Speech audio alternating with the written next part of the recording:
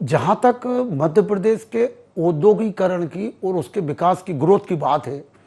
तो जिस textile park का जो हो रहा है, निश्चित रूप से मध्य प्रदेश के लिए एक माइलस्टोन होगा टेक्सटाइल इंडस्ट्री के लिए। लेकिन एक विशेष बात हमें यहाँ ध्यान देना पड़ेगा, जिस बदनावर क्षेत्र में ये माननीय प्रधानमंत्री जी और माननीय मुख्यमंत्री जी एक प्रयास करना चाहते हैं, उसी मालवा क्षेत्र में एक दौर था जो टेक्सटाइल का बहुत बड़ा हब देश का माना जाता था। टेक्सटाइल इंडस्ट्रीज,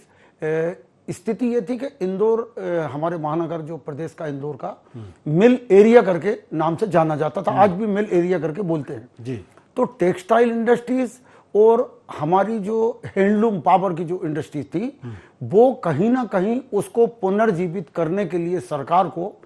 कहीं ना कहीं कोई नीति, मैं समझता हूं क्रांतिकारी बदलाव लाने के लिए कुछ प्रयास करने होंगे। मध्य प्रदेश को आवश्यकता है, निश्चित रूप से आवश्यकता है, निवेशक आकर्षित हों, निवेशकों को सुविधाएं मिले। मेरा ऐसा मानना है कि पिछले अनुभवों को देखते हुए, माननीय शिवराज सिंह चौहान जी की सरकार के कार्यकाल के अनुभवों को, जो खामियां रही होंगी, जो विसंगति रही होंगी, बिना देर किए डॉक्टर मोहन यादव सरकार जी को औद्योगिकरण के विकास को लेके एक ब्लूप्रिंट जारी करना चाहिए और एक पूरा समग्रता के साथ खाका एरिया वाइज बनाना चाहिए। मालवा निर्माण की आवश्यकता, महाकौशल की आवश्यकता से तात्पर्य मेरा यह है, उसमें जितने भी